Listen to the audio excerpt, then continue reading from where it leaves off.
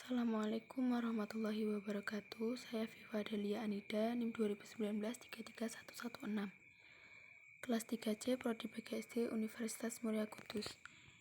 Saya akan menjawab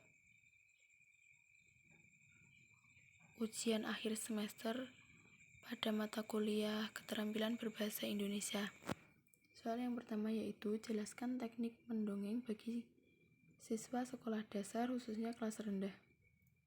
Saya mengambil jurnal dari Fatur Rahman Irfai dan Usri Fatul Baihaqi. Analisis nilai karakter dalam cerita dongeng siswa kelas rendah sekolah dasar, yaitu yang pertama menggunakan kata-kata yang komunikatif, yang kedua artikulasi yang jelas, yang ketiga intonasi kalimat, yang keempat jeda antar kalimat, yang kelima lengkapi dengan gestur dan mimik yang tepat. Menurut Adi DS menyatakan bahwa hal yang perlu diperhatikan pada saat mendongeng yaitu pola dan irama bicara. Pola dan irama saat mendongeng haruslah benar-benar jelas, sehingga bisa ditangkap dan dipahami oleh anak dengan mudah. Kemudian, jarak dengan audiens perlu diperhatikan, jangan terlalu dekat atau terlalu jauh.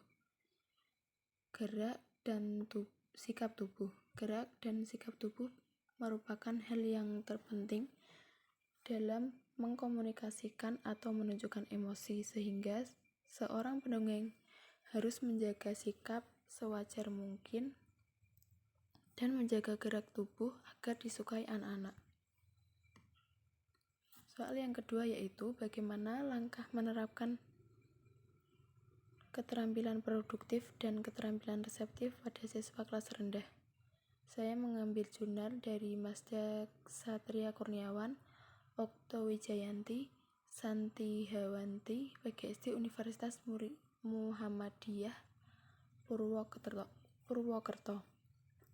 Keterampilan produktif. Langkah yang digunakan untuk mengatasi kurangnya penguasaan kosakata pada peserta didik yaitu dengan membiasakan peserta didik berbicara dengan menggunakan bahasa Indonesia yang baik dan benar. Peserta didik kelas rendah terkadang dalam berkomunikasi masih menggunakan bahasa campuran yaitu bahasa Jawa dan bahasa Indonesia. Dari penjelasan guru kelas 1 dan kelas 2 dapat dijelaskan bahwa guru selalu membiasakan peserta didik untuk berbicara di depan kelas untuk mengenalkan anggota keluarga. Menurut Hamruni, strategi pembelajaran langsung merupakan pembelajaran yang banyak diarahkan oleh guru. Strategi ini efektif untuk menentukan informasi atau membangun keterampilan tahap demi tahap. Pembelajaran langsung biasanya bersifat deduktif. Dari pernyataan di atas, maka dapat disimpulkan bahwa guru kelas 1, 2, dan 3 memiliki strategi tersendiri. Strategi pada penguasaan kosakata dilakukan untuk meningkatkan kemampuan berbicara peserta didik dengan menggunakan bahasa Indonesia yang baik dan benar, sehingga peserta didik tidak menggunakan bahasa campuran antara bahasa Jawa dan bahasa Indonesia. Yang kedua, keterampilan reseptif. Mengingat pentingnya konsentrasi dan dampak dari rendahnya konsentrasi terhadap pembelajaran, guru harus memiliki strategi yang tepat dalam mengatasinya. Guru menggunakan strategi dengan suara nyaring, supaya peserta didik dan di dalam kelas akan mendengar apa yang disampaikan oleh guru. Guru juga menyarankan peserta didik untuk mendengar di rumah, yang artinya mendengar apabila dipanggil oleh orang tua, lalu mendengarkan nasihat dari orang tua. Hal tersebut akan melatih peserta didik menjadi mudah untuk berkonsentrasi. Pada kelas 1 dan 2 menggunakan strategi bermain sambil belajar. Guru kelas 3 menggunakan strategi melatih peserta didik untuk selalu mendengar. Soal yang ketiga yaitu bagaimana langkah Anda mengajarkan kepada siswa wacana deskriptif, persuasif, naratif, dan argumentatif pada siswa kelas tinggi. Saya mengambil jurnal dari Fauzi Rahman, Fakultas Bahasa dan Seni, Universitas Indraprasta, PGRI, Jakarta. Wacana deskriptif, persuasif, naratif, dan argumentatif. A. Menemukan tema. Kegiatan mula-mula dilakukan jika akan menulis suatu wacana adalah menentukan tema. Hal ini bahwa berarti harus ditentukan apa yang akan dibahas dalam tulisan. B. Menentukan tujuan penulisan. Setiap penulis harus mengungkapkan dengan jelas tujuan penulisan yang akan dilaksanakannya. Perumusan tujuan penulisan sangat penting dan harus ditentukan lebih dahulu karena hal ini merupakan titik tolak dalam seluruh kegiatan menulis selanjutnya. C. Pengumpulan bahan. Pada waktu pemilihan dan membatasi topik, kita hendaknya sudah memperkirakan kemungkinan mendapatkan bahan. Dengan membatasi topik, maka telah memutuskan perhatian pada topik yang terbatas itu, serta mengumpulkan bahan yang khusus pula. D. Membuat kerangka wacana.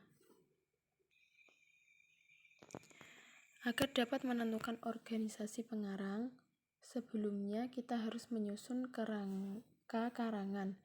Merupakan satu cara untuk menyusun suatu rangkaian yang jelas dan terstruktur yang teratur dari wacana yang akan ditulis.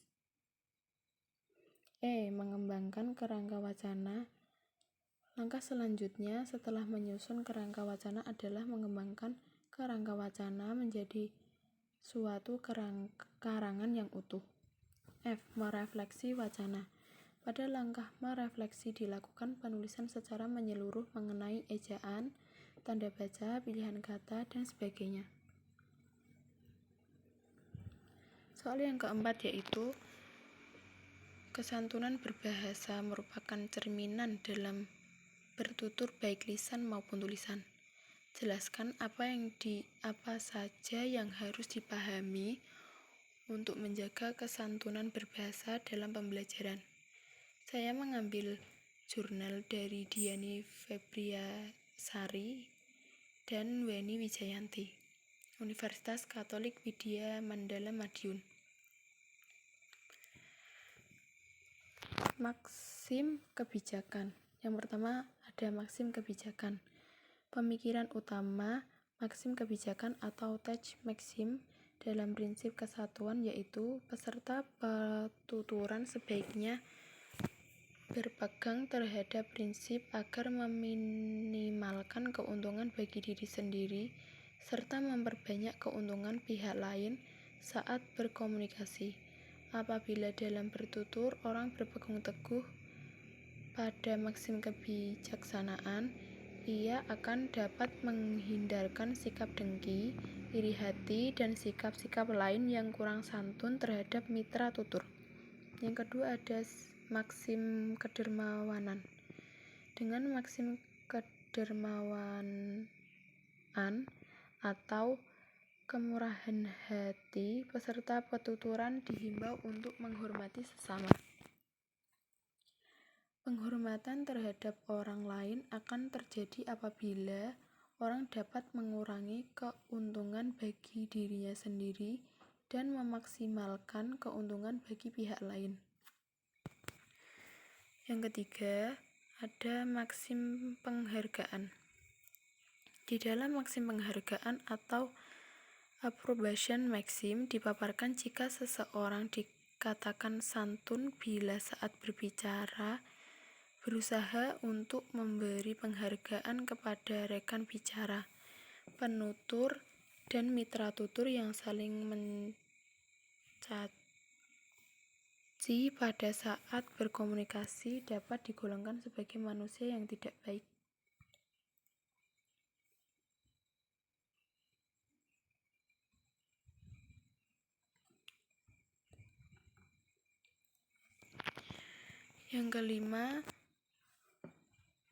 Soal yang kelima yaitu bahasa figuratif pada siswa sekolah dasar muncul karena dua hal, yakni pembelajaran melalui kontekstual dan Pembelajaran tekstual. Jelaskan perbedaan pembelajaran kontekstual dan tekstual.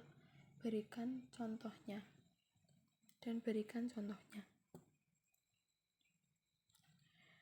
Saya mengambil jurnal dari Al-Muta'aliyah Stay Darul Kamal NW Kembang Kerang. Pengembangan konsep kontekstual adalah konsep belajar yang membantu guru mengaitkan konten mata pelajaran yang diajarkan dengan situasi dunia nyata siswa dan memotivasi siswa untuk membuat hubungan antara pengetahuan yang dimilikinya dengan penerapannya dalam kehidupan sehari-hari.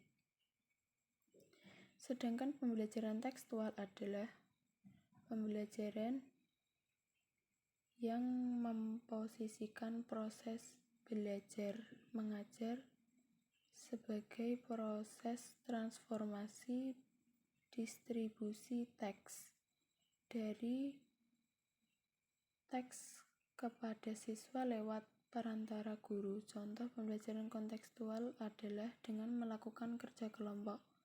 Siswa akan diskusi dan saling mengoreksi satu sama lain.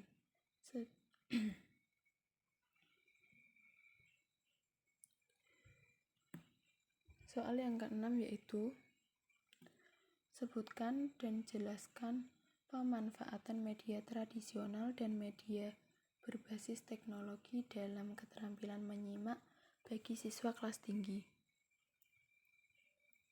Referensi artikel dari Agustin NS Universitas Muhammadiyah Gresik yang berjudul Penggunaan Media Wayang Kertas untuk Meningkatkan Keterampilan Menyimak serta melalui metode demonstrasi peserta didik kelas 2 SD Muhammadiyah Benjeng Gresik. Referensi yang kedua dari Didit Aryani Universitas Lampung yang berjudul Pemanfaatan Media Audiovisual untuk Meningkatkan Kemampuan Menyimak.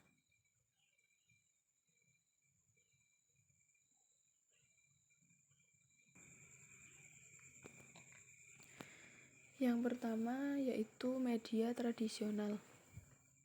Contohnya media wayang kartun atau wayang kertas. Kelebihan dari wayang kertas yaitu penggunaan wayang kertas sebagai media pembelajaran menurut Sanaki memiliki beberapa kelebihan antara lain. Yang pertama, penggunaan media wayang kertas mampu meningkatkan keterampilan menyimak cerita. Yang kedua, peserta didik menjadi lebih terhibur ketika pembelajaran menyimak cerita menggunakan media wayang kertas. Yang ketiga, media yang menarik dan variatif menciptakan suasana kelas yang tidak monoton dan membosankan. Yang keempat, dapat mengembangkan imajinasi dan aktivitas peserta didik dalam suasana kegiatan belajar mengajar yang menyenangkan. Yang kelima, wayang merupakan bagian dari kebudayaan bangsa. Yang keenam, wayang kertas merupakan media yang mudah dibuat, murah dan praktis, dan bentuknya yang menarik dan mudah penggunaannya. Yang ketujuh, peserta didik dapat lebih aktif berpartisipasi dan dalam mengekspresikan ide-ide dalam pernyataan lisan dengan memperagakan tokoh masing-masing sesuai dengan isi cerita untuk berlatih berkomunikasi tanpa rasa takut dan malu. Yang kedelapan, peserta didik bebas berekspresi dalam berbicara tanpa rasa malu karena peserta didik teralihkan pada media wayang kertas. Sedangkan kekurangan penggunaan media wayang kertas yaitu yang pertama, jika tidak digunakan dengan berhati-hati, maka peserta didik akan lebih tertarik pada gambar karakter wayang dan bukan memperhatikan kepada pelajaran yang disampaikan oleh guru. Yang kedua, guru yang tidak menggunakan teknik pembelajaran menggunakan media wayang kertas dengan tepat dapat menyebabkan peserta didik cepat merasa bosan. Yang ketiga, jika guru membuat media wayang kurang menarik, misalnya dari segi gambar yang tidak menarik, tidak sesuai dengan warna, dan sebagainya, maka peserta didik tidak akan tertarik. Yang kedua, yaitu media berbasis teknologi. Contohnya, penggunaan media audiovisual. Penggunaan media audiovisual termasuk dalam media 3 dimensi yang berbentuk media grafis.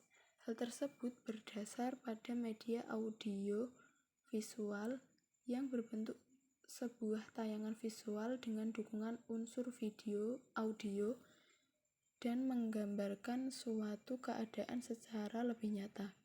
Keefektifan media audiovisual dalam pembelajaran menyimak dapat dilihat melalui prinsip-prinsip penggunaan media dalam pembelajaran yang dikemukakan Sanjaya, yaitu yang pertama, media audiovisual digunakan dan diarahkan untuk mempermudah siswa belajar dalam upaya meningkatkan kemampuan menyimak berita. Dengan demikian, penggunaan media audiovisual dalam peningkatan kemampuan menyimak dipandang dari sudut kebutuhan siswa, bukan dipandang dari sudut kepentingan guru. Siswa dikondisikan untuk merasa lebih butuh akan informasi yang disajikan dalam sebuah tayangan berita. Yang kedua, media audiovisual sesuai dan diarahkan untuk mencapai tujuan pembelajaran yang ranah kemampuan menyimak.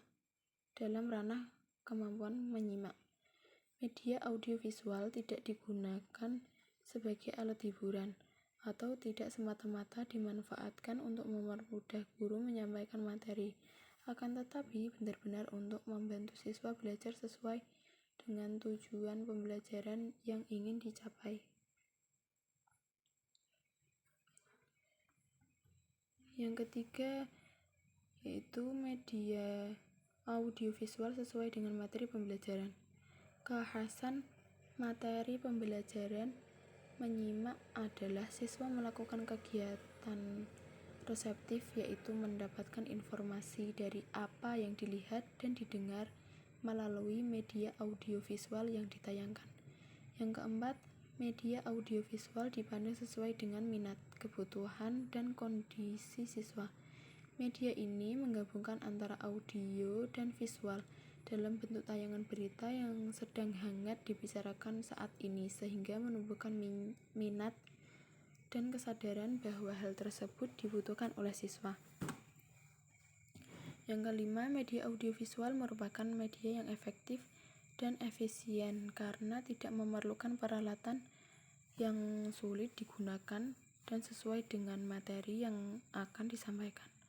Yang keenam, media audiovisual mudah dalam pengoperasiannya. Media audiovisual memerlukan komputer LCD dan pengeras suara yang mudah digunakan dalam pelaksanaan pembelajaran di kelas. Soal yang ke-7 yaitu jelaskan teknik membacakan puisi untuk membedakan tekanan intonasi, lafal, jeda yang sesuai dengan suasana serta pesan yang ada dalam puisi. Referensi artikel dari Fauzi Afriansyah, Prima Gustiyanti, Pendidikan Bahasa Indonesia, Sekolah Pascasarjana Universitas Profesor Dr. Hamka, yang berjudul Keterampilan Membaca Puisi Siswa, sebuah modifikasi teknik membaca puisi. Jos Rizal Manwa. Dalam membaca puisi, hal pertama yang perlu dilakukan oleh pembaca adalah mengerti dan memahami isi puisi yang akan dibaca. Pengetahuan ini akan menjadi dasar utama seperti apa tampilan pembacaan puisi nantinya. Hamdi Salat mengatakan dalam proses membaca yang paling penting adalah pengetahuan pembaca terkait dengan teks yang dibaca, mengetahui dengan baik pesan yang tersimpan di dalam teks, baik yang tersurat maupun tersirat. Proses berikutnya adalah melakukan penghayatan. Proses ini akan membantu para pembaca untuk merasakan makna puisi. Artinya, dengan perasaan dan segenap pikirannya, pembaca dapat merasakan keberpihakan penulis dalam puisinya. Pembaca merasakan penderitaan penulis, serta pembaca mampu mengontemplasi makna dalam puisi sebagai bagian dari perasaannya. Selanjutnya yang perlu diperhatikan adalah olah suara. Pada tahap ini, pembaca melatih dirinya agar mampu memanfaatkan vokal yang meliputi suara, pelafalan, intonasi, dan penekanan. Melatih kejelasan lafal, keras dan lembutnya suara, tinggi dan rendahnya nada agar sesuai dengan interpretasi dan penghayatan puisi yang dibacakan. Tahap berikutnya yang perlu dilakukan adalah tahap penampilan. Pada tahap ini, pembaca melatih penampilannya, di antaranya wajah meliputi mimik dan ekspresi, tubuh meliputi tangan, kaki, pinggul, dan kepala. Kesemuanya itu harus mampu dipadukan dalam rangka membentuk sebuah penampilan pembacaan yang sesuai dengan kebutuhan puisi yang dibaca. Soal nomor 8 yaitu jelaskan langkah penggunaan model bermain peran dalam meningkatkan keterampilan berbicara. Materi bermain drama sederhana pada siswa sekolah dasar. Jelaskan berdasarkan langkah-langkah model bermain peran dan aplikasinya. Sumber referensi dari Juni Riang, Zendrato, Universitas Pelita Harapan, Tangerang, Banten. Jurnal yang berjudul Penerapan Metode Bermain Peran untuk Meningkatkan Keterampilan Berbicara Siswa Kelas 1 pada Pelajaran Bahasa Indonesia Sekolah Dasar. Menurut Sujana, menurut Akib, langkah-langkah penerapan metode bermain peran adalah sebagai berikut. Yang pertama, menyiapkan skenario. Yang kedua, mempelajari skenario 2 jari. Yang ketiga, membentuk kelompok siswa. Yang keempat, memberikan penjelasan tentang kompetensi. Yang kelima, melakukan skenario. Yang keenam, masing-masing kelompok memperhatikan skenario. Yang ketujuh, membahas lembar kerja, menyampaikan kesimpulan. Yang kedelapan, menarik kesimpulan umum. Yang kesembilan, evaluasi. Dan yang terakhir, penutup. Soal nomor 9 yaitu jelaskan kesulitan atau kendala yang dialami guru dalam melakukan pembelajaran keterampilan berbahasa Indonesia di sekolah dasar, dari temuan artikel jurnal nasional dan jurnal internasional. Referensi artikel dari Safni Febri Ansar, Mardatilah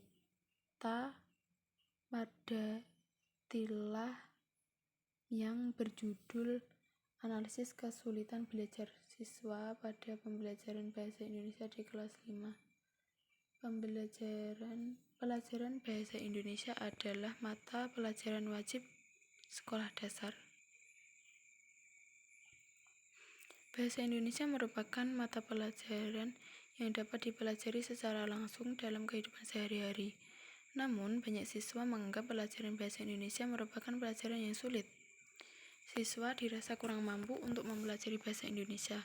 Salah satu kesulitan belajar bahasa Indonesia menurut siswa yaitu karena materi bahasa Indonesia cenderung banyak menulis. Kesulitan belajar bahasa Indonesia yang dialami menyebabkan para siswa kurang antusias dalam menerima pelajaran. Guru bahasa Indonesia sekolah dasar diharapkan dapat memberikan kondisi pembelajaran yang menarik dan menyenangkan yang akan mengatasi kesulitan belajar siswa.